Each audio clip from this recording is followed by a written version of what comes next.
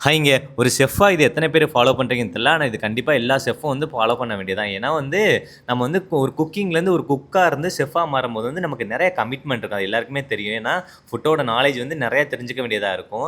ஏன்னா சப்போஸ் வந்து நம்ம ஒரு ஃபுட் வந்து அது அனதர் ஸ்டேட்ல இருக்கலாம், இல்ல அனதர் கண்ட்ரில இருக்கலாம். அப்படி இருக்கும்போது வந்து அந்த ஃபுட்டோட மெயின் பிளேஸ் எங்கோ அங்க போய் நம்ம அந்த ஃபுட்ட தெரிஞ்சுக்கிறது வந்து இன்னும் பெட்டரு. 2வது வந்து அது அது இல்லாம புக்ஸ் எடுத்து படிக்கிறது இன்னும் பெட்டரு. ஏன்னா வந்து அந்த நமக்கு சம்மந்தப்பட்ட குக்கிங் சம்மந்தப்பட்ட புக்ஸ் நெறையா படிச்சோம்னா வந்து நமக்கு இன்னும் இம்ப்ரூவ்மெண்ட் ஆகும். அந்த மாரி சிங்கப்பூர்ல இருக்க புக்கீஸ்ல நேஷனல் லைப்ரரில நான் போய் எடுத்தது வந்து உணவு சரித்திரம் பார்ட் 3. ஆல்ரெடி இது 2 இது இறங்கிருச்சு. உணவு சரித்திரம் பார்ட் 3ல என்னன்னா, இந்தியால மட்டும் இல்லங்க, இந்தியால இருக்க எல்லா வகை பிரியாணியும், அதே மாரி அனதர் கண்ட்ரில சிங்கப்பூர், மலேசியா, தாய்லாந்து இங்க இருக்க பிரியாணி வகைகளும் டீட்டெயிலா போட்டிருந்தாங்க.